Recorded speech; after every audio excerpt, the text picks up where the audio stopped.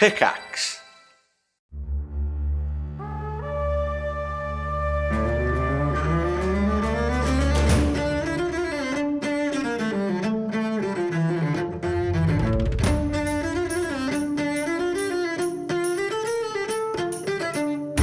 Thanks for dropping into the cast party. Join the cast and crew as they are cartwheeled from their Hollywood film set into the crazy world of Fendraeya. And action!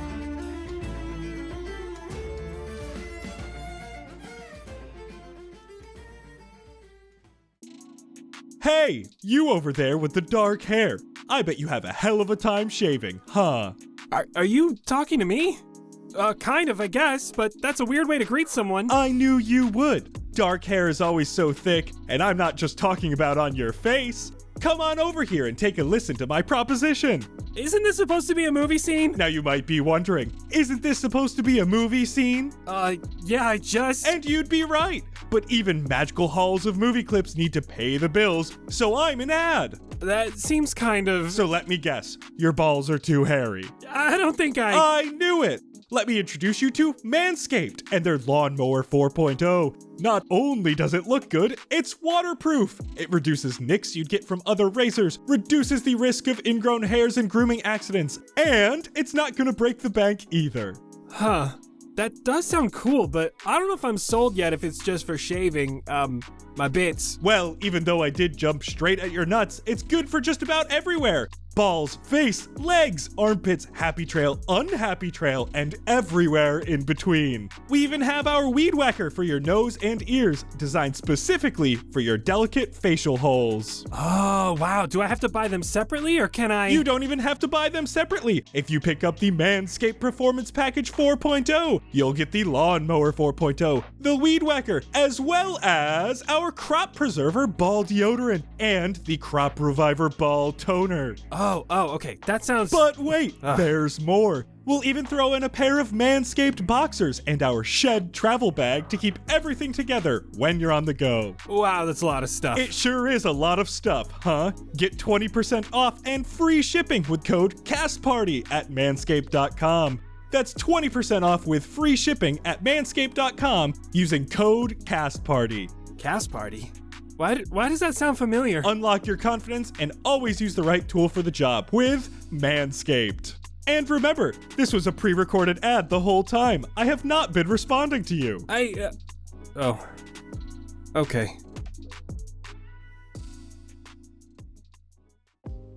Hello everyone and welcome to Cast Party. My name is Colin McManus and I will be your director for today. I am joined by my reminiscing cast and crew, Ryan McManus. Hi, Sebastian Vivaldi Greensleeves, an emo at heart musician who once got really into slam poetry. And I would love to share with you one of his favorite creations. Oh my god. I'm scared. A magical world, a far-off land on this page, but no paper, no pen, for this is not an essay, a poem, or homework. It's strictly for your ears, so hands down, listen. The teacher is speaking and telling you now how you can hear the things that you shouldn't hear. How? Well, I'll tell you, little one, so don't be afraid. The big bad wolf won't get you today. Because you signed up for our Patreon. You paid for a tree to be on lookout, to save you from the sun, no burns, ouch. While you're there, basking in the shade. Enjoy exclusive one-shots for the rest of your days and access to our Discord with more safe individuals who love all the exclusive behind-the-scenes informationals. So go on, what are you waiting for? Go get your fix. Patreon.com/castparty. Bitch. Very nice. Thank you. Golf claps. No, you gotta do the... Oh, sorry, snaps. That's Oh, right. snaps. Thank Oh, you. you're so Thank right. you. You're so right. It is snaps for... It also was giving heavily 'Twas the Night Before Christmas. It was. Yes. Okay. Yeah, that was it. Okay. Thank you. Ryan's dying. Oh my god. Anna Brisbane. Blueberry Sky, Elven Druid actress, and apologies, this one is kind of long, who grew up basically wanting Rachel McAdams' career, teen comedy to generation-defining romance to Marvel movie with plenty of successful thrillers and rom-coms and comedies sprinkled in. So she started by taking on roles like Mandy in Outcast High, hoping it would be the next Mean Girls. Though the film was a massive success, rumors started swirling that Blueberry was a snob, rude to fans, and difficult to work with. And she did have very particular needs on set with her veganism and was often late. She was only like 16 or something at the time. But other than that, she wasn't any more difficult than the average actress of her age and level. And after uncomfortable situations with the paparazzi, she did start avoiding anyone in public that she saw approaching her or looking at her. But as the rumors grew, she had to start letting her guard down in public, started showing up on time, and swore off of mean girl roles forever. She's still not sure why Regina George made Rachel McAdams' career, but Mandy temporarily ruined Blue's reputation, but by now, her reputation seems to be back to normal. The lore. The lore don't. Yeah, Let's go. we love it. Nigel Deacon. A vast G, Xander Gucci Supreme, who has seen less than 5 movies in his lifetime, most of which were animated. Oh my God. 5? As a cameraman. What? Now, you might be thinking that's impossible since he was a film major in college, but anything is possible if you believe. Plus, his lack of prior knowledge of film techniques is what's given him his own unique approach that isn't bogged down by what the trade considers quote-unquote wrong. And it's what snagged him the filmographer role on Through the Realms of Myria. Okay. So the Interesting. cinematography in Through the Realms of Myria must be so weird. Vince Perito. Jett, the big burly heartthrob who's got the puppy who he loves so much. When he was younger, he really wanted to be a dad in the future. He hasn't had that opportunity, so he kind of views himself as a dad with his little puppy. Secretly, without anybody knowing, every Father's Day, he goes out at the end of the day when everybody's asleep and he gets himself a little cake and he puts a little candle on it and he has it with pebbles. That's cute. And since it's Father's Day, I thought I would hit you all with a dad joke. From Vince? What is the strongest days of the week? Saturday and Sunday. Because the rest of the days of the week are weekdays. Oh I hate this so much. And finally, we are joined once again by Omega Jones. What's up, everybody? I'm Omega. I play Elijah Lachlan, redacted because we don't know anything past that. But he remembers a gorgeous day in the city of LA, the wind blowing softly, the trees singing a song of peace, the clouds passing by, a traffic of their own in tandem with the standstill below. It was a packed freeway as it usually is. There was a frustrated young man sitting in the passenger seat, twiddling fingers in nervousness. Behind them, upon very expensive seats, was a plethora of equipment and boxes, parts and necessities for a job to come. A hand was placed on this gentleman's shoulder, calming them with a squeeze. These hazel eyes glanced over as pearly whites flashed. It was Elijah's own. Some time passed and eventually the car came to a stop. They were in front of a studio. A pretty big one. I don't know, it was the first day of some new film, Through the Realms of Myria. The man in question, his brother Garrett, was scared. Scared to mess up. But Elijah reminded him that Lachlan's can open any door without worry. You step in and you do what you do best. As he watched Garrett leave for the first day of his new life, he smiled. Before pushing the accept call button on his Bluetooth, driving off. A new client of his from RuPaul's Drag Race was filming a new episode in her series, Baby Got Back Rolls. Another day, another dollar, right? What? Damn. And with that, let's talk about what happened last time. The 4 of our party met Elijah coming out of the woods. Both sides were cautious to start, though Elijah offered you rest at his village, a direction away from the pull that this land had put upon you. On the way there, the name Garrett was mentioned. Elijah stopped you all in the forest to get even more information from you. He instead turned to take you towards Varian. Varian told Eli another branch had broken, before you explained that it was most likely Aster and Tor in Caerith, successfully severing the branch from their side. As Varian shook your hands, he pulled Blueberry in close, saying he had seen her before, that the Haven Eye had sent for her, and her spirit journey had begun. Varian explained that the 4 of you were tethered to Arborea, much like Eli. That tether would mean you cannot leave Arborea until the gap is bridged. Eli took you to the place that you were being pulled. You saw scene after scene of illusory movies of all genres, each scene on repeat, except for one. A Victorian house where Blueberry filmed Screams in the Attic. She played the scene as she did during filming, picking up the lamp, cheersing a root beer, walking upstairs, and seeing the ghostly face she did that day. The scenes continued to change from movie to movie that Blueberry had been in. She relived some of her most famous movies that changed her career journey. Tripping the outcast, typing the final words into the typewriter and blowing out the candle. And finally, the rest of you joined her on stage for the final scene of Through the Realms of Myria. Eli watching in wait, eyes affixed upon the ground. The scene ended and you all saw the blurry credits roll as the rift began opening and letting in inky, viscous humanoids who started to change shape. One, a large snake, another, a sphere with hundreds of arms and hands bending in all directions. The last, a combination of two beings, covered in whispering mouths and eyes, looking all directions. Now, you all can see the beings moving, dripping this inky black substance onto the ground, as the snake disappears and becomes transparent. And so the scene is set. The question is, would you all roll initiative? Man! Or no. Already? Come on, dude. 22. 10. I got a 19. I got an 18. 23. You guys are somewhat grouped together at one portion of this kind of open clearing. You see these three beings, we'll say they're about 40 feet away from you. There's a moment where you see his body is there, but then suddenly there's almost like an after image that kind of shudders to the right of him, and then it shudders to the left of him, and it's crackly, it's almost staticky. That after image suddenly begins to move upward, and he follows it in tandem. As I will fly up to one of the branches, he stands, and as he does, that glitchiness suddenly emanates off of him and surrounds both of the creatures.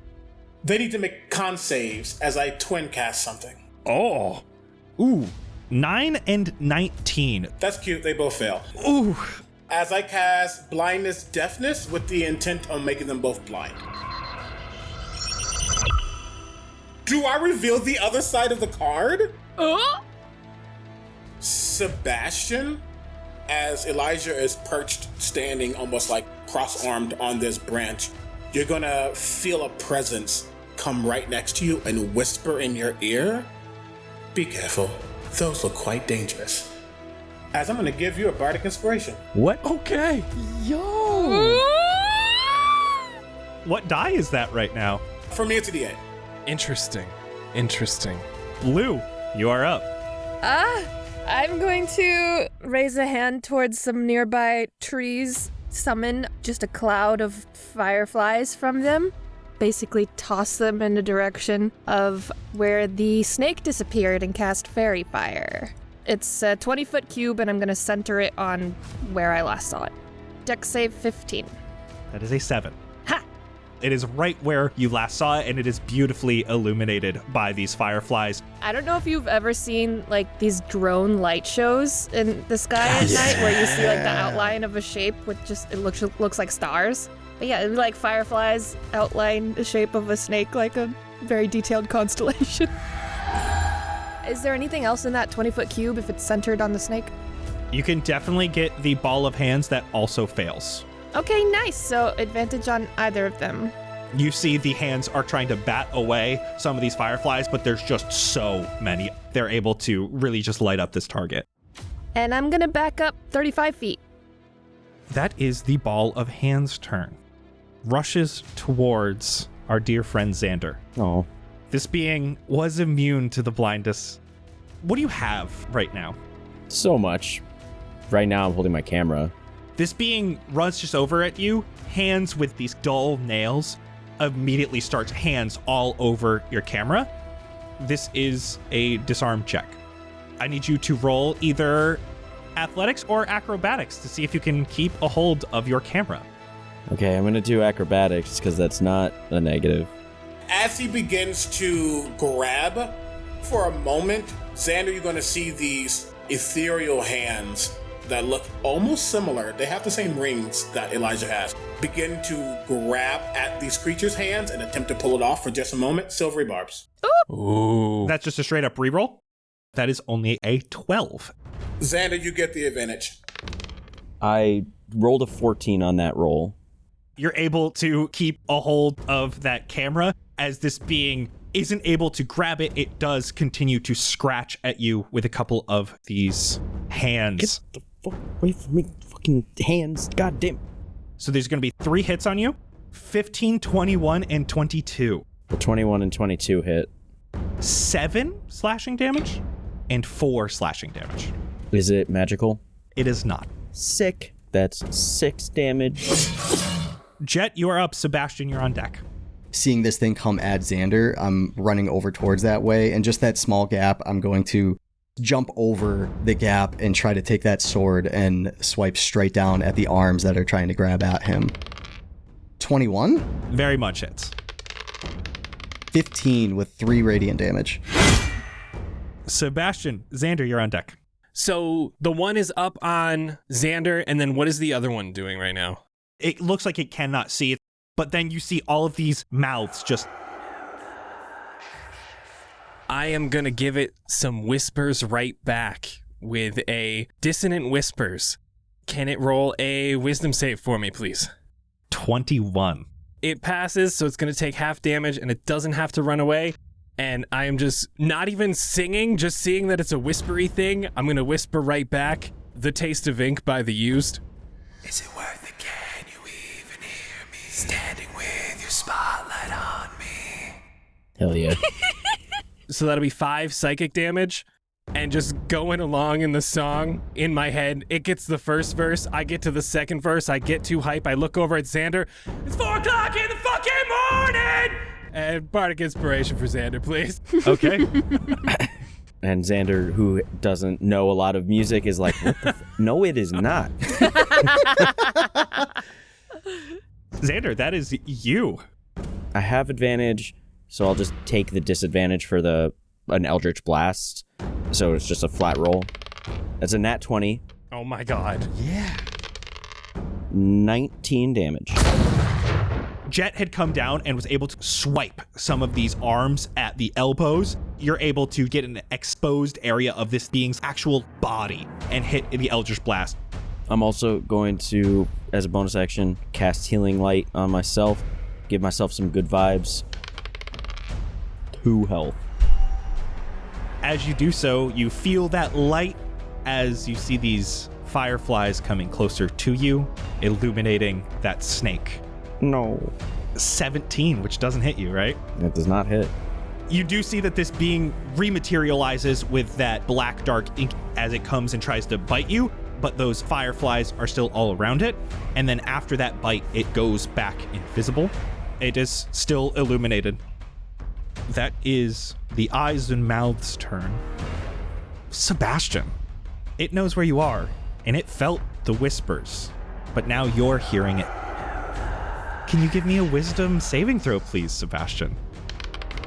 So that's a 10. You know what? You gave me a D8. Let's try it.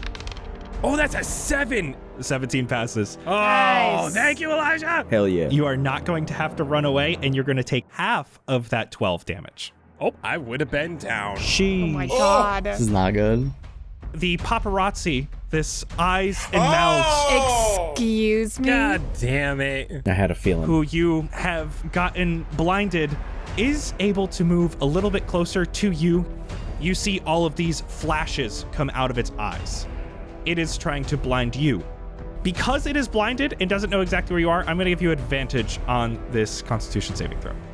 Okay. Let's have some fun. This beat is sick.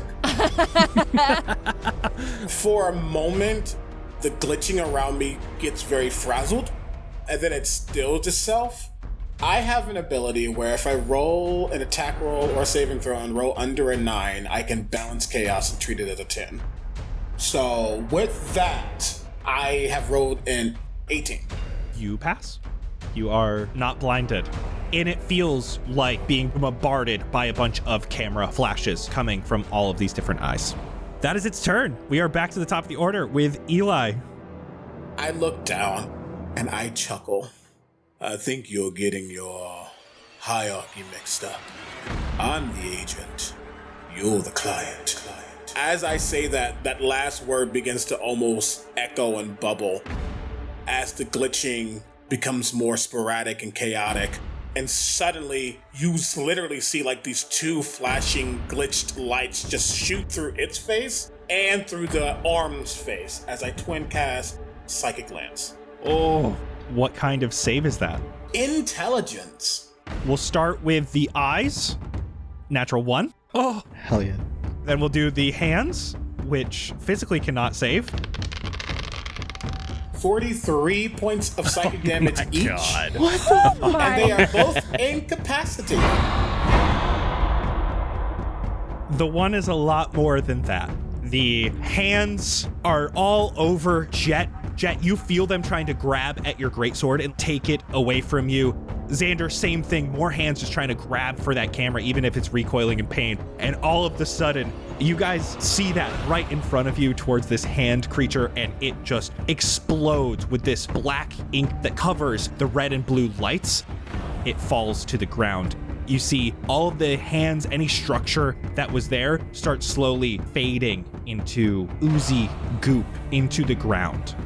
There's going to be words that are echoed into Jett's ears. Aren't you eligible for an award this year? Earn it. As I give you Bardic Inspiration. Blue, that is you and Jett, you're on deck.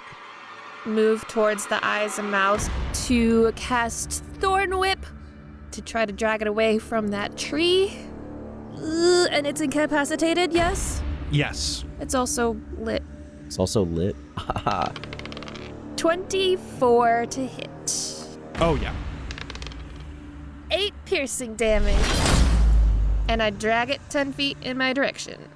It is still standing. You pull it a bit further away from this tree.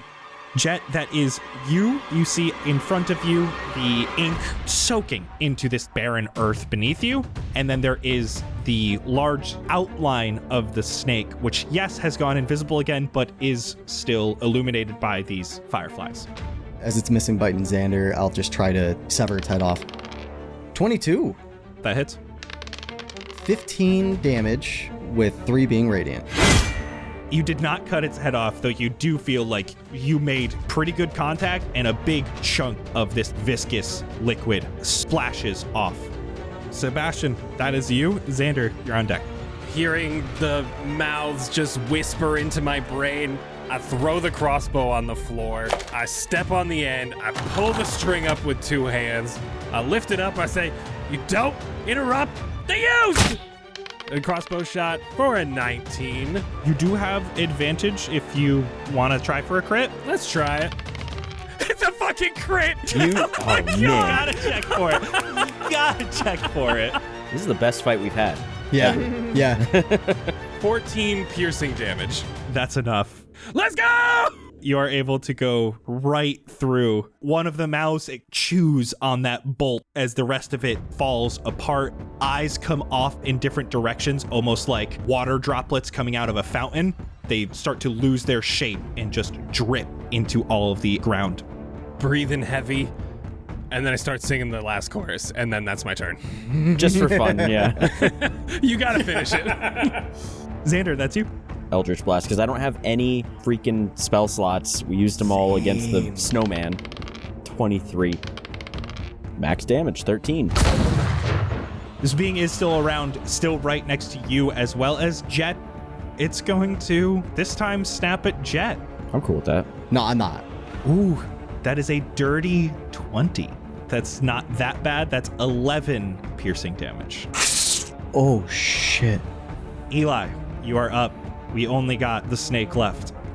Xander and Jett would see it first, as suddenly, again, you see that red silhouette and that blue silhouette are shimmering next to you all, and it suddenly begins to shimmer and go in on itself. And as it connects with itself, you suddenly see a almost translucent but still glitchy silhouette of Elijah standing in front of you.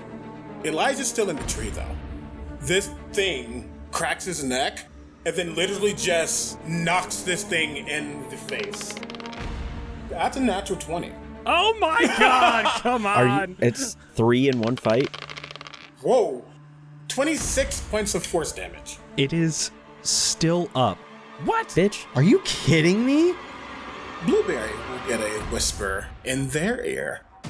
I know you don't like playing the mean girl, but you kind of need to be right now. Bardic Inspiration, and as a note, my Bardic Inspiration affects damage. Oh. Interesting. Blueberry's turn. I will move wherever I have to move to get 30 feet away from this snake. And Thorn with it. Yeah, that's 25 to hit. Are you using the Bardic to increase damage? Yes. It's a D8. 15 piercing damage, and I yank it. It's yours. Yes. How fitting. How fitting. I just launch this vine from my hand / also partially the bracelet. It wraps around under its head where a neck would be, but it's a snake.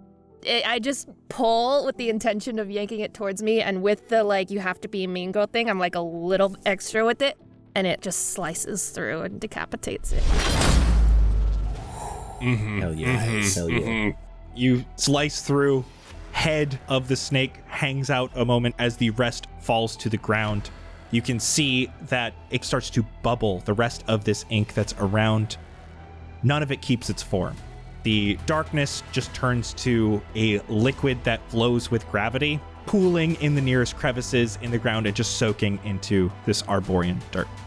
Looking back at the rift, you can see it continues to open slowly like a curtain. There is this static, almost like a glitching between the realms. The four of you feeling the pull, you feel it stronger and stronger until it stops. A moment later, you are just hit with this wave of feeling and power. Like someone has ran right into your chest and the wind got knocked out of you, but it put everything back into place. Like a part of you has returned. You are all now level 13. Oh my god. Looking at the rift, you see it has shot open fully. It no longer resembles this curtain of air, but now resembles a ley line, just like the one you saw beneath the waters of Caerith. This one, dark gray, but the same sort of energy coming from it. Oh my god! This is the same. We just saw this, but now it's here.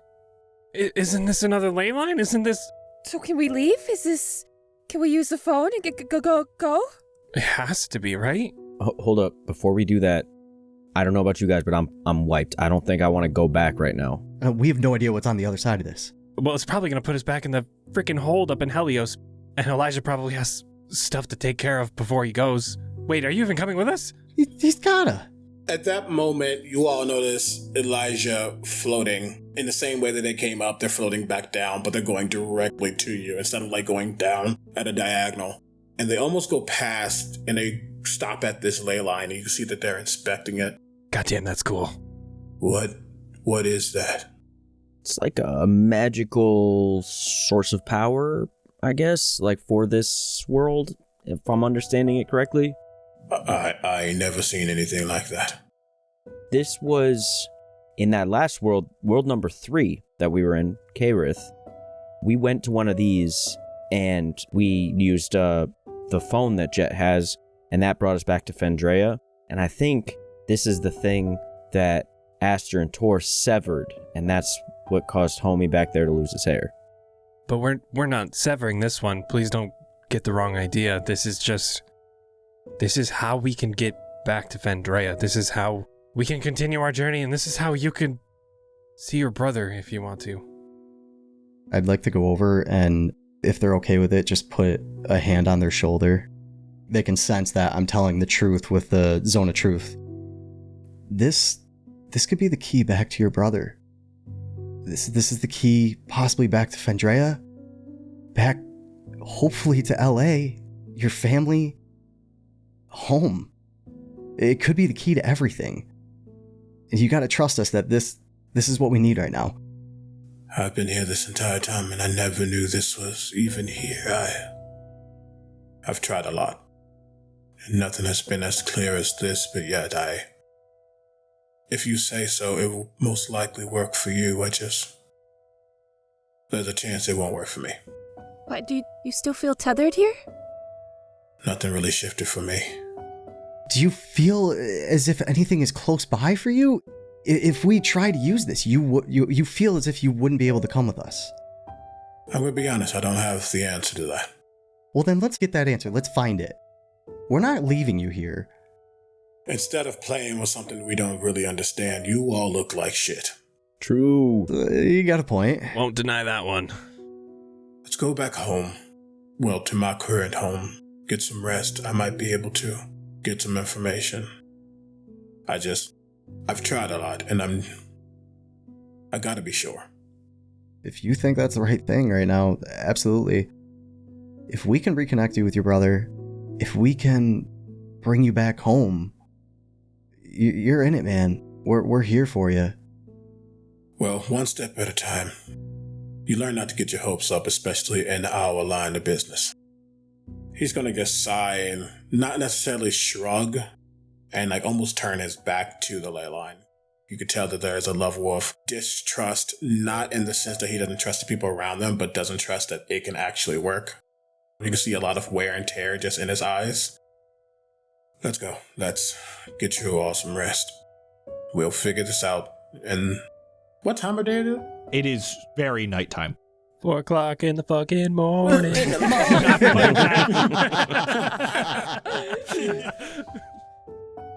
Let's get some rest. Tackle this in the morning. Please. Okay. As he starts to walk off from me, I'll just give a quick whistle and a little snap to my side. Pebbles appears. Oh, she's back. She made it. You all head back towards Eli's village. And Xander, there's something in your pocket. Where was it not there before? There's no need to roll. Ooh. Oh. You pull out a small container of some fancy lip balm. It looks to be cherry limeade flavored. Xander's not even going to react to it because he's been finding things in his pants every day for the last month and a half. Cherry limeade. Puts it back in probably a different pocket, I guess. In his bag or something. As you continue on and follow Eli, you trek through Arborea, and you end up to an area of large trees. And this village, it looks in many ways to be ancient, based solely on the decay you see. As you approach this village, you see above you are these buildings. They are made mostly of wood and sit in the treetops. The trees themselves have their bark worn and many branches fallen. Thatched roofs have dull, muted tones. The buildings themselves have been reinforced with whatever wood the villagers could salvage, patching holes in floors and roofs and walls. The strength of the trees that these buildings use as foundation has started to dwindle. In some cases, you see full buildings have fallen and crashed upon the floor. Villagers are here, walking amongst the buildings. The floor of the clearing here, there are a bunch of people. Others are walking across wooden bridges that connect different portions of this village. And you see people of all shapes and sizes, races, genders, colors, a melting pot of activity. A group of villagers is gathered near a large bonfire that sits in a central clearing below this village. The group of villagers chat amongst themselves. You hear some muted laughs. One person is very loudly chuckling. You hear a violin being played. A somewhat elven-looking being plays it around the fire. Finally, further ahead in the darkness looks to be a bridge that leads further away from the village. It's made of stone. Its cracks are being lit up by the dancing flames of the bonfire. And this bridge leads across a large gap where you can hear water flowing. And in the dark, you can see a tall stone tower looming over the few trees still left in that area. Eli, especially, you get warm welcomes. You hear old Huey is the one laughing, from a mile away, immediately gets up and already has a mug in his hand and gestures it towards you. There was a somber type of traversal while he was walking with everyone. But the minute he gets into the town proper and he knows that people are coming into view, you all would see that smile turn on, like a light switch. And he'll see old Huey and just shake his head, kind of give a wave. I think he'll start to lead the party towards that area. There's a very large bonfire. There's plenty of room around it. Hey, got some new friends. I see. I can go grab some drinks if everyone would like. Drinks, food, maybe ask where the twins at? They got something on the grill. I think they went in for the night, but there's still leftovers. Oh, okay, that's fair. Yeah, food, drinks, and then I'm gonna get them someplace to rest. I'll get the food and the drinks. Be careful. If you can't walk with one foot in front of another, ask somebody to help you. Aladdin, could you? You see a small gnomish man here wearing a bit of dark brown. He's been carving around the campfire. He's got a large stone block. He's carving some sort of tree out of it. Ah, yes. Good to see you, Eli. I will assist. The two of them start walking off to a nearby building that's actually on the ground that has been constructed here, very close to the bonfire. And as they kind of walk off, he'll look back at the party. I'll make sure you all have some beds to lay in. But sit, enjoy the fire, kind of relax. Welcome to Ermsal. It ain't a lot, but does the job. Thanks. Yeah, much appreciated. It's very welcomed. We appreciate the warm welcome. It's kind of nice to see for once. I mean, when you're ripped away from your homes and you don't have much, you band together with what you got. We know that all too well. We all kind of knew each other, but not really before we got here, and it's kind of... Now I would literally die for these people. Ew, yeah, same. Kind of almost did. We've all come pretty close. Not me. No one touches me. I'm fine. Why does no one ever attack me? I kind of feel left out. The first day we were here, you had your neck cut open. Oh, yeah, about that. I feel if the scar is still there. Elijah, how do people feel about magic here? We all come from many places. It is what it is. Not every place is Fendraeya. Do others here have powers like yours? Like me? No. Did that just start happening when you got here? Like ours? Or is that really new? I can't say I understand the mechanics of it. Can't really say that I even have come to terms with how it works, but it was a lot worse than it is now. I'm able to kind of hone it in. Use it to my advantage. We know that all too well. We had some crazy mishaps when we first got here, trying to learn how to do all this. It's been a big shock. Last time I checked, you didn't have pointy ears and you weren't a dragon. Oh, yeah, about that. And I try to hide my tail a little bit. That's kind of new, though. He wasn't just suddenly a dragon when we got here. That's just sort of started happening gradually, eventually. Still getting used to it. Sometimes I forget. We think a god talked to him. Yeah, if they have dragon gods, it had to have been a dragon god. Well, either way, we all take what we got. We use it to our advantage. I guess my ability to navigate without worry and do up contracts and make sure I get the best for people kind of transferred here, heightened itself. Again, my situation is a little different, considering I was somewhat split in two. Split in two? I have been noticing some aberrations, I guess might be the right word. We're seeing more of you than there are of you. So, we do be kind of curious about that. Yeah, a fake you punched that snake just square in the face. It was really sick. He's going to just look over at one of the logs, and you're going to see that fake me just look at everybody and wave. Yeah, that one. Go ahead, explain. Yeah, I guess it's the part of me that makes sure that everything is how I need it to be.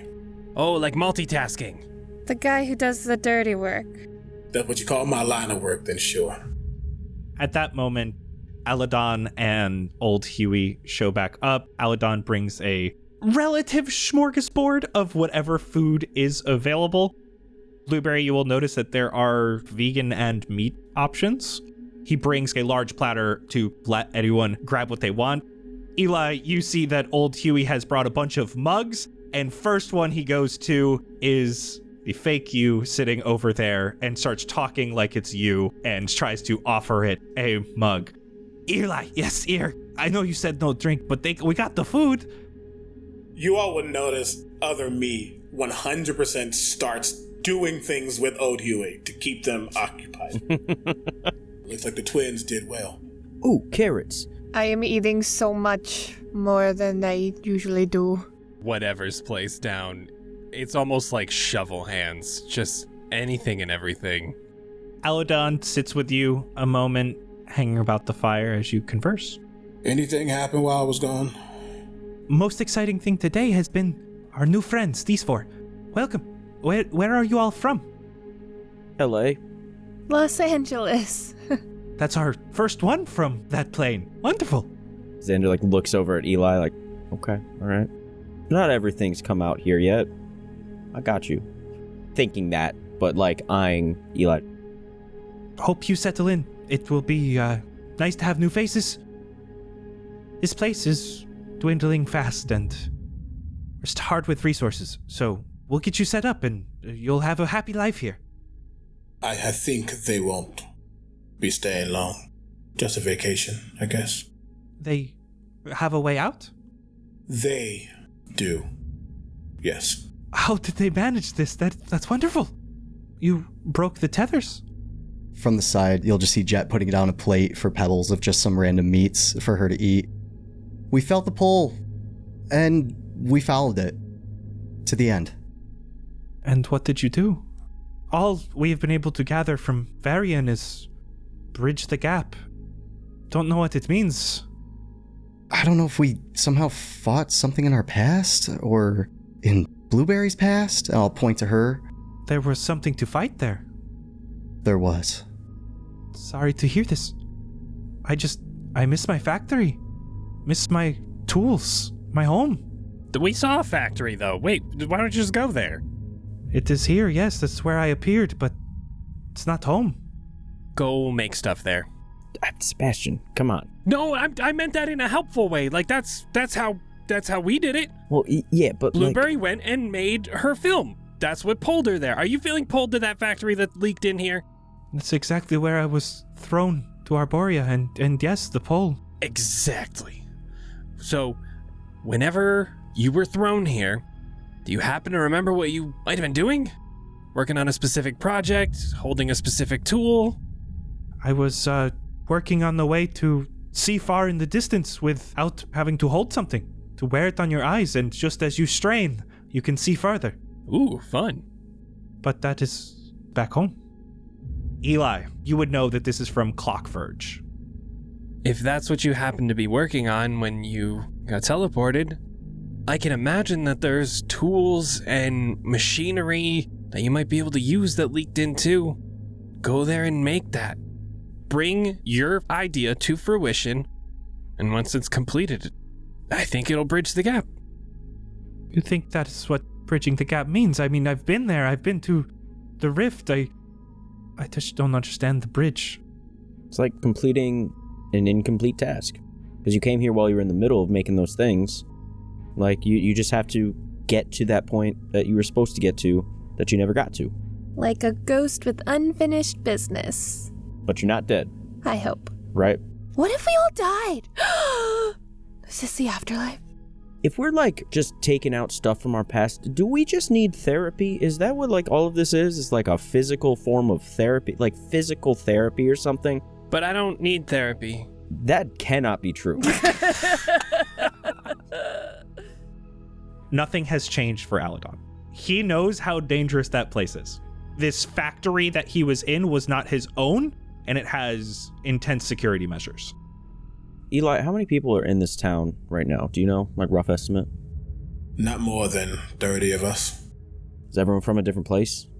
Maybe 2 came from the same area at a time once, but mostly all from different spaces, yeah. That's a lot of different planes. Sheesh. Yeah, I mean, y'all, I know that we're kind of sort of in a rush, but also we don't know what's waiting for us. Maybe we can help some of these folks get home. If we just at least get them to the place that they need to be to try and do something. I think what we need to figure out is the through line. I understand Blueberry, but I don't understand. You were prompted by something that meant something to you. It was an important moment in your life. I get that. I don't understand the application past that. You see him look up at the tree for a moment. I don't want to try other measures. I feel like y'all are the key. I just can't find the lock for it. No, I guess it's something that we never really asked you. Where do you feel like you're being pulled? I know you don't really have a tether, but you don't have a sense of direction deep down that just something is dragging you away. Did you do anything special to even get here? Because, like, we got here as one big explosion that just took all of us and Garrett. But you went back after the fact and got here? Like, what happened? How did that happen? If you don't mind me asking. He starts to look around at everyone else at the campfire. Let's take this inside.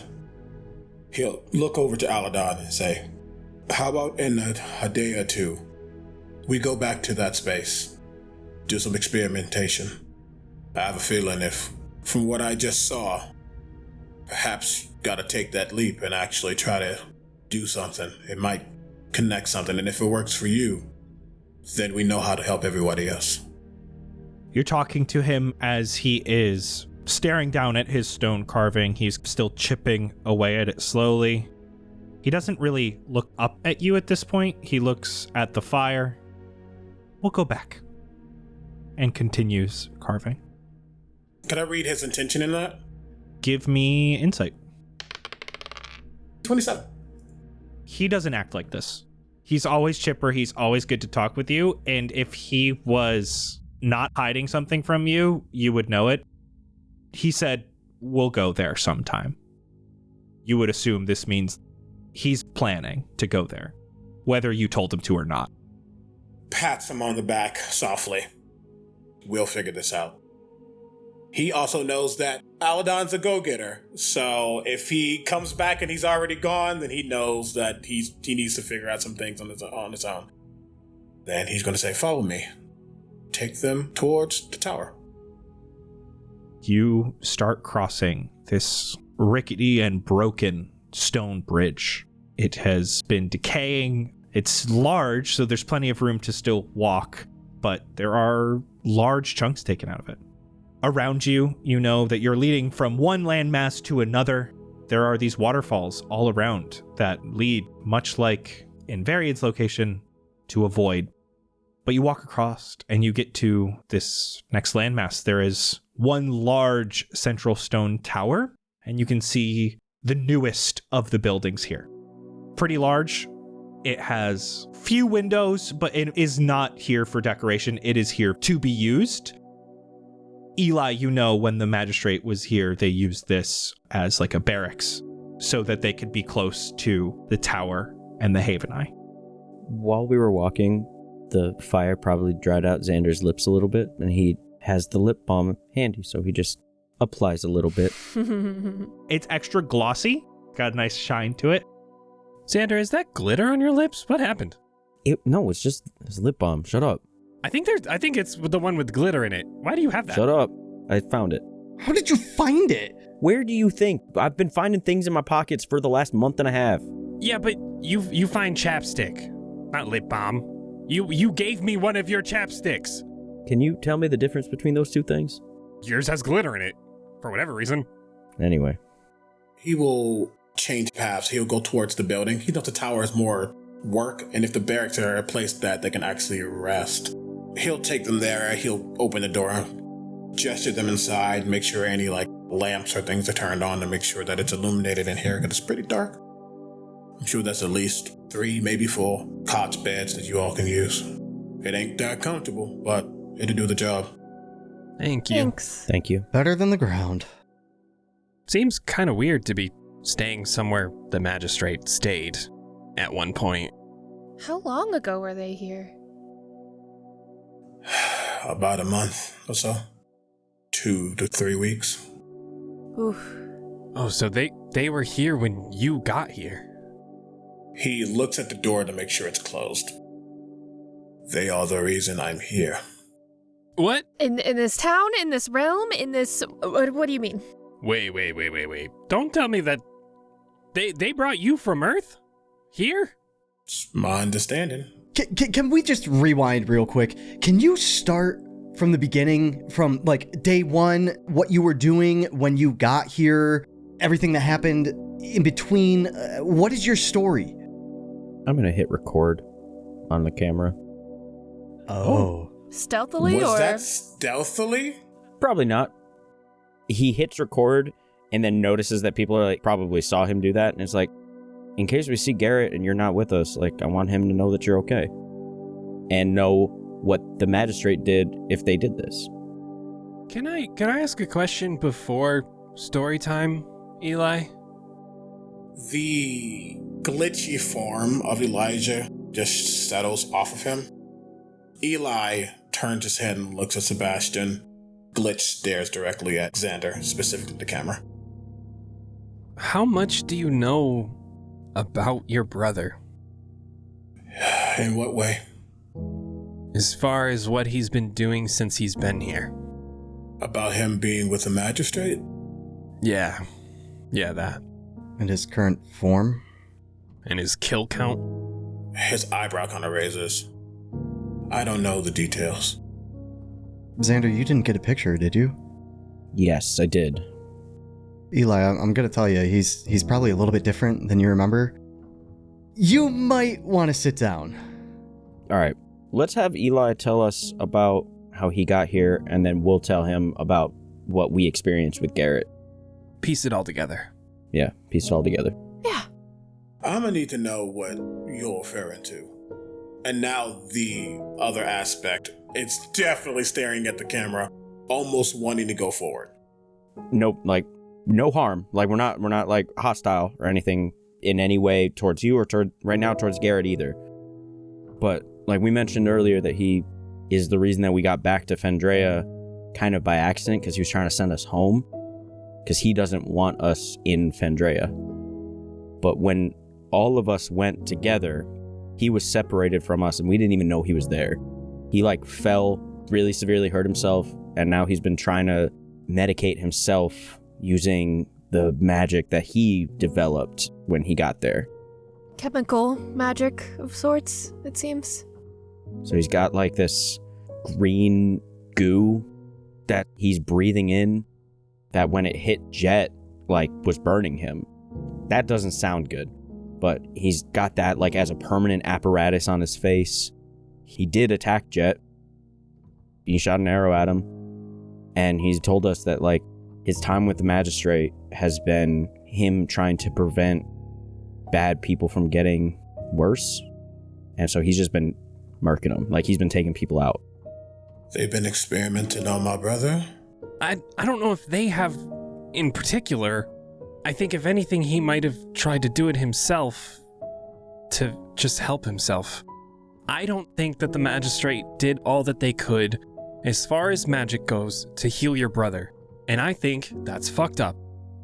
Every scratch, every nick, every broken bone that we've got since we've been here, we've been able to heal in some way, shape, or form. A broken rib is something that should have been easily able to be taken care of. And they have the magic to be able to do that. And they didn't, so he took it into his own hands. We think. Like, a lot of this is Speculation. They told me he was fine. They didn't say that part. Oh. Now it's all making sense. That's why they haven't been back. When I got here, I was confused. I was lost. Didn't expect to step through some kind of wibbly-wobbly, timey-wimey bullshit. I was looking for my brother and I got here. When I got here, I appeared. where we just were. I was confused. I felt weak. I felt like a part of myself wasn't really there. They found me. I don't know what they were doing or what they needed, but they were confused as to why I was here. Was asking questions. Whatever means they have, they must have felt that whatever kind of aura, presence I was giving off registered with someone else they knew. They knew very closely, my brother. That's when, and he looks over at the glitchy form. That's when that appeared. They found a way to heighten what I can do, and they asked for me to figure out more, figure out what came and got me, figure out exactly what the power was, and in return, they would show me to my brother. So they didn't try to stop your magic at all. They didn't try to stop any of the powers that were coming from within you. They tried to help you in the end? I don't know if it was help. They tried to kill us off the bat, basically. When you first interacted with them, did they have a little orb by chance? I think, yeah. Why? Did this orb have little bits, almost like, I don't know, stars on the inside? Did they make any sort of forms or shapes? Did it point at you? I'll be honest, I don't really remember. I just look back at everybody else and like throw my arms up like, what the hell? I think they saw in me an opportunity. If they ran into you when you first got here, don't take this any way, but they probably didn't find a relevancy in you. From my understanding, they know how to use and knew that whatever power I was emanating had a connection to the rifts. And through the tree, found a way to open more. Open the rifts, document them, try to figure out exactly what it is. At least that was what they told me. Document these things, figure out the power that's emanating, perhaps replicate it. I think they were trying to get somewhere, looking for someone, I don't know. Did they explain how you got pulled here, or do they act like they don't know? Do you know what pulled you here? Because we felt like it was a spell and the Kingsley was reading and the staff he was holding, but you went back after. He looks out of a window. You see him looking at the Haven Eye. That is like a nexus point. It holds all the keys and it can unlock doors to many realms. It has a power that even I don't understand. And you see him kind of absentmindedly twirl his cane. That matches the exact same coloration of the tree. Myself and Varian, we know that it can do things. The way y'all got here this way was totally different, but the only way I get out is through that, or perhaps using its power, the ley line, I don't really know. I'm just as lost as you are. But there's something about you, I don't know. You were the one to unlock something within that scene, and now you all feel rejuvenated. Varian felt something on you. You have a connection. If we can figure out that, perhaps tie that in with the ley line, maybe that's the way to untether us, I don't know. I don't know why I'd be any different. I haven't done anything different from these guys. I've been with them the whole time. I got here the same way. Been the same places. You're the one that has some kind of connection to nature, yeah? Yeah? That thing is nature incarnate. It might as well be the beginning of it. It has power that even I can't understand. And if Varian felt something, of all people, if he felt drawn to you, that says a lot. He is the tree. He's the tree? Or at least a consciousness. Like a projection? Or like a vessel? Like an avatar? Oh. Why do you think he's fallen apart? I thought he was connected somehow, but not... Not to that extent. We were experimenting on the tree. We knew that by interacting with it, sometimes more forceful than necessary, its power could open up a rift. Again, I said they were looking for something. So it didn't matter how many times we opened it. They needed to find, and I was just documenting, helping anybody else who happened to come through. But each time that happened, it affected him. He and I don't really see eye to eye. Kinda hates me, but I can understand why. If you affect the tree and it affects him, what if you try to do something to him? Have you tried healing him using any sort of medicines or magic to see if maybe it helps the tree in the end as well? If they're that closely connected, if they're one and the same, why wouldn't that help? Maybe that's where you come into mind. Nothing I do helps. I could try. I'm going off of a latte and a prayer, folks. I miss Starbucks. If Varian's at full strength, or at least gets some kind of power back, maybe through you, through your actions, maybe with that we can interact with the ley line. Maybe that can be what breaks our tethers. At least mine. If what y'all saying is true, you all can just leave. I know you all play heroes, but you don't have to be. This tree seems pretty important. We don't want to just leave him to crumble.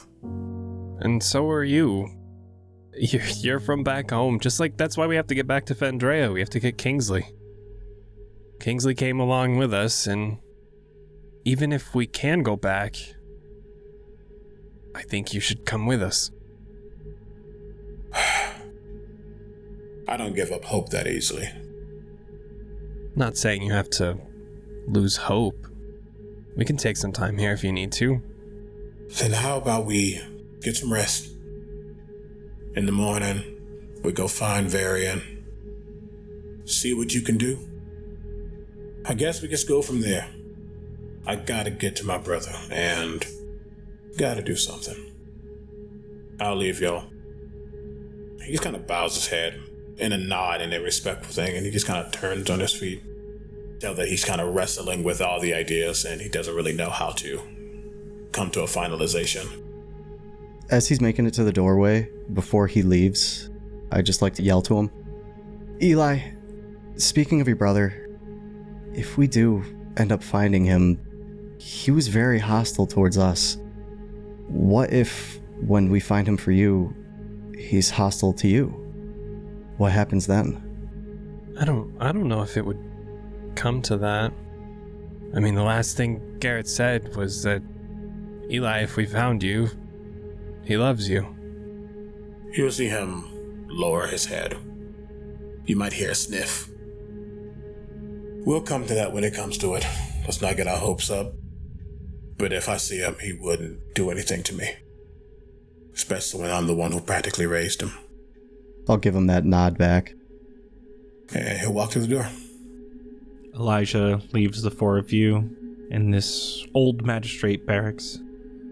Xander will, obviously, he stopped recording, and will go over to one of the cots and just kind of like lay down to watch the footage from earlier, from when we were in the movie realm, just to kind of go over what's going on in there. Xander, you are listening. You hear yourself talking with Sebastian, and you just hear static. Way more than your camera normally picks up. Can anybody else hear that? Does that sound like quality sound okay? Seems crystal to me. Yeah, normal. Okay, all right. I think Olmus is trying to get up in here. What? Who's that again? Namora and Blightmore's dad. I've been seeing his name in the pictures, and I hear a bunch of static in this, and based off of previous experiences with Blightmore and Namora, like, seems kinda sus. We have all of this, and we have a demon coming after you. There's nothing we can't handle, come on. We took care of his kids. That's maybe worse, actually. Anyway, good night. Xander just like rolls over. I'm gonna pretend to fall asleep until everybody's sleeping. If we're not engaging in, like, chit chat or anything, I would probably pass out immediately. I'm just gonna kind of sneak out of my cot and just look around, see if everybody's sleeping and all that, and just sneak outside and whisper for Pebbles and bring her in and lay on her. Sneak Pebbles in, cuddle up on the floor, and you all head to bed. Eli, you are settling in for the night. It's obviously been a long, interesting day. What are you thinking about as you lay down to sleep that night? It's almost like a movie scene playing out. And he first sees an image of the Haven Eye, and there's people surrounding it, the magistrate clearly harming this tree. He'll think about Varian feeling that pain. He'll think about the rifts as a whole, the people who have come through, the twins, Aladon, Ode Huey.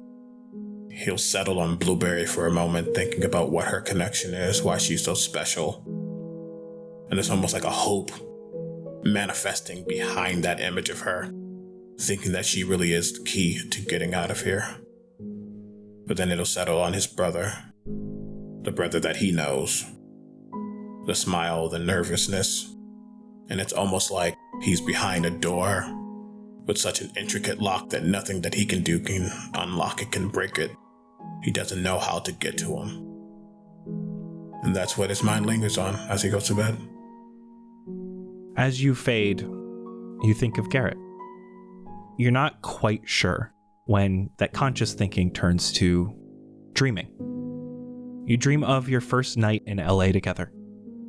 You had been living in LA a few years, but the moment Garrett graduated from high school, he had moved in with you to taste your dreams of the film industry. You remember your new apartment. You were upsizing with your newfound success, but also to make room for Garrett. Your stuff had already been set up, but now the main room was filled with his boxes pushed up against the walls.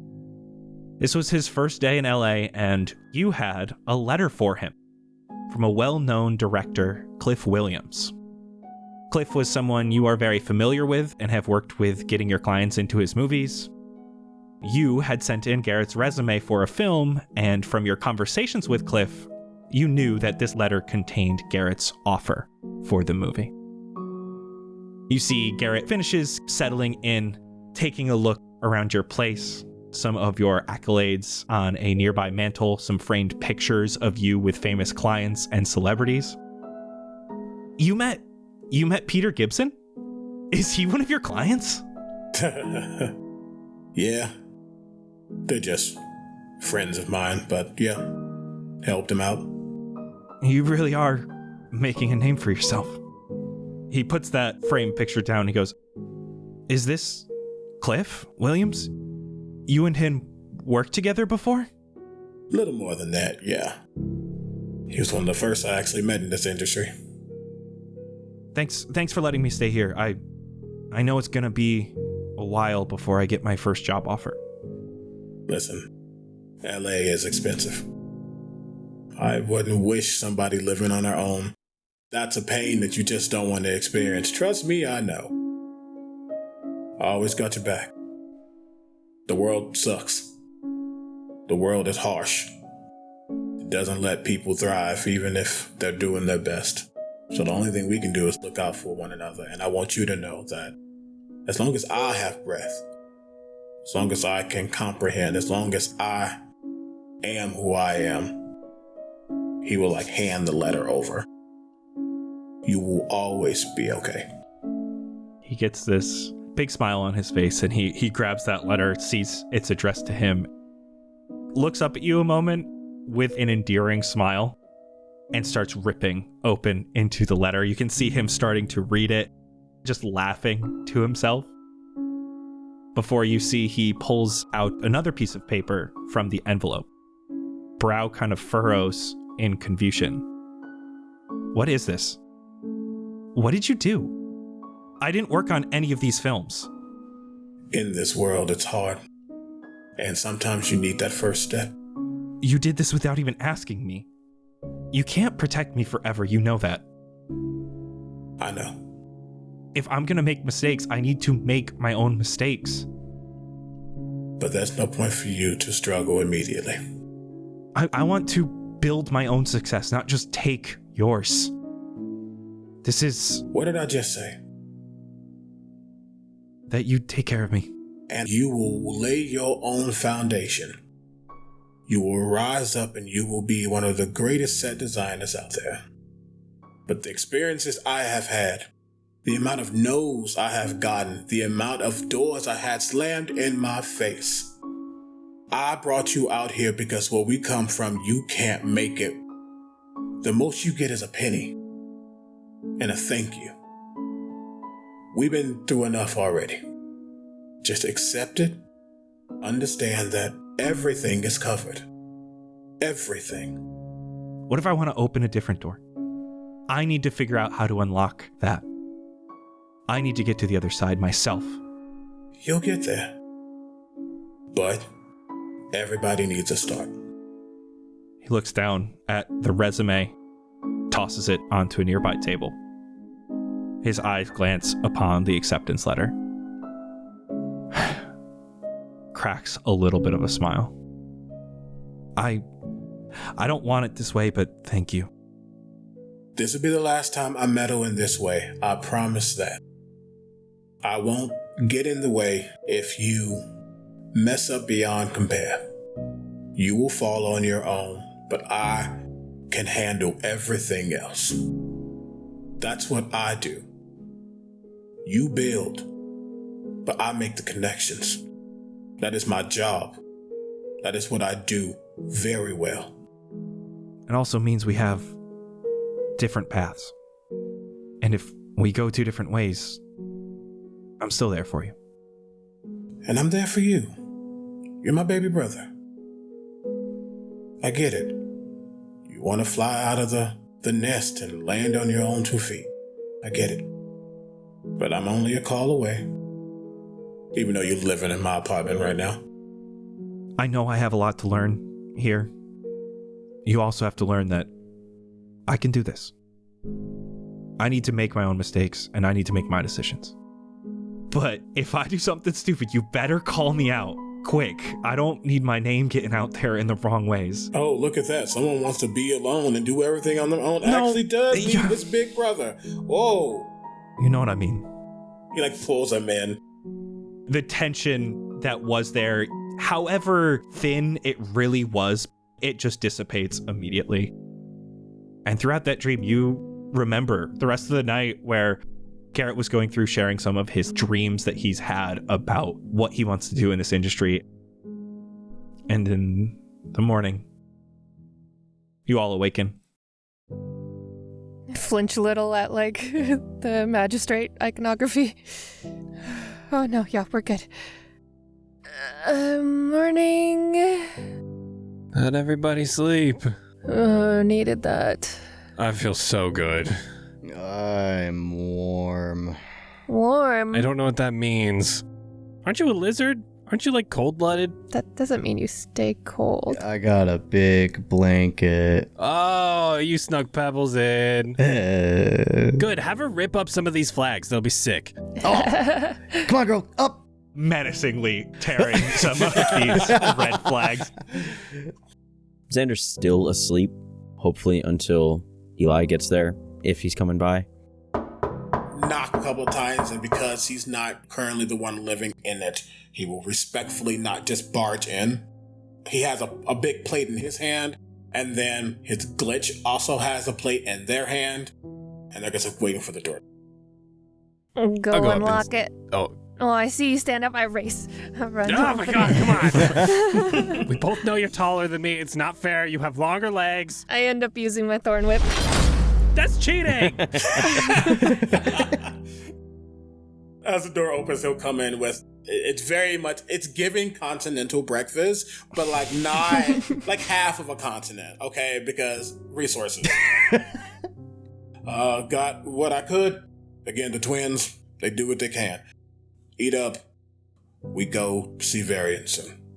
When Xander hears the commotion, he wakes up, and now everyone in here gets 11 temporary hit points. That's why you wanted to wake up.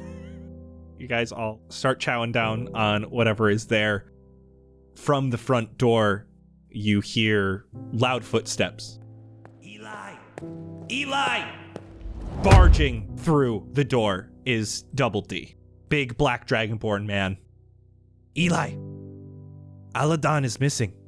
No one can find him. That happened faster than I thought. He'll turn, look at Double D, the loudest sigh. 1 second. He's going to look at the glitch. He's going to whisper in its ear. And as he does, he takes his cane.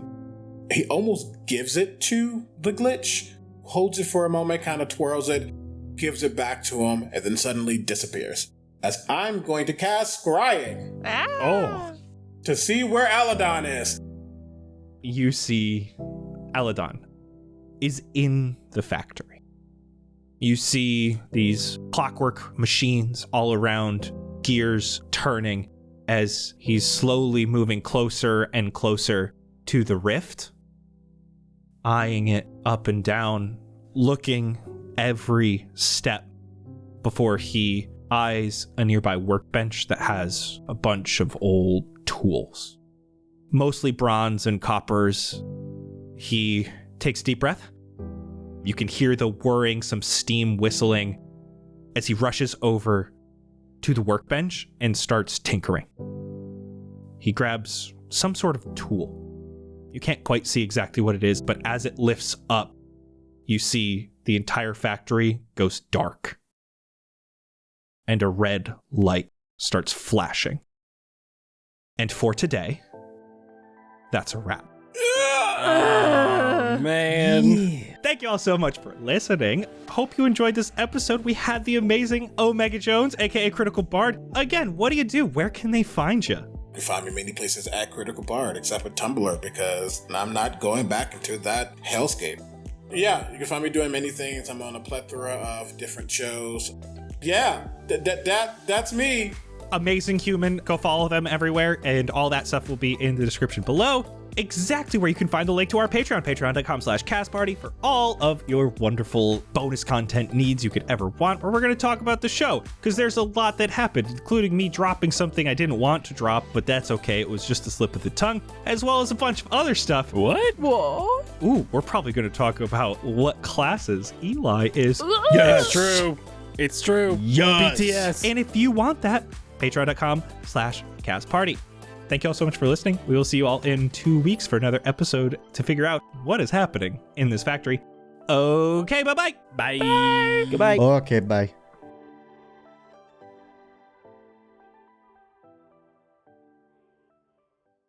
Regording. Regording? Don't bring the gourds into this. They're already here. Damn it. Fuck off. And a big chunk of this viscous liquid splashes off. Ick. Ick-er. Ooh, that's good. Icker? I barely know her. That's not as good. That's a perfect joke. Fuck you.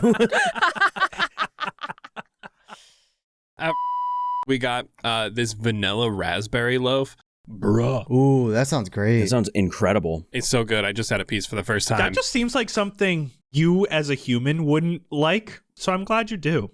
No, Ryan is a raspberry vanilla loaf. Like, that is what he is as a person. So. What the fuck? It's so accurate. I'm vanilla as fuck and a little fruity in there. It's perfect. Wow. Wonderful. Yep. Thanks for helping get the fire going today, Armand. Ever since Bobby fell through that hole into the void, it's been harder and harder to get the fire going. No, not the hole where Nimhi dropped their yo-yo down. No, not the one Mason tried to catch fish in. No, it was the hole by Dubward's old place. Saint E-Love used to use it as a bathroom. Eric 5 said it was totally gross. I definitely would only try it like 3, maybe 4 times before never using it again. Polyamorous Swirl said that even though Bobby fell through to the void, that they're probably fine and will eventually fall from the sky. Forerunner even set up a trampoline out past the Havenide to catch them if they fall back down. Eastweek jumps on it every morning to make sure it still works. Frankie watches and then brings him whatever the twins made that day. Jesky Fire saw one day and now has some sort of scoring system for how well the trampoline is doing. Jesse and Jin started testing it together, and they do all these weird flips and things to make sure it's still going strong. Lady Lorax is now the referee. It's some fancy term for making sure the others are inspecting the trampoline properly. jumping on it for a certain amount of time, that thing. They got real mad at Lexi one day because apparently she used a jump spell before getting on the trampoline, and that would ruin the integrity of the trampoline. Miharu had to get involved to stop the fighting. Everything is getting real heated there. Minehack is carving up some medals for the best trampoline inspectors. New York wasn't even interested in the trampoline until they saw the medals. Now they are determined to get the highest score. I guess there is a final trampoline inspection this week. Opti has been practicing her Realms anthem. She joined a bunch of songs from all the realms into one. It surprisingly works well. Bass Drop is playing the violin, and Skills is hopping on drums for the whole thing. I'm actually kinda excited. But wouldn't they need to still inspect the trampoline after this weekend? Anywho, Ebab Flo, is that the new cask of ale? Bring her here.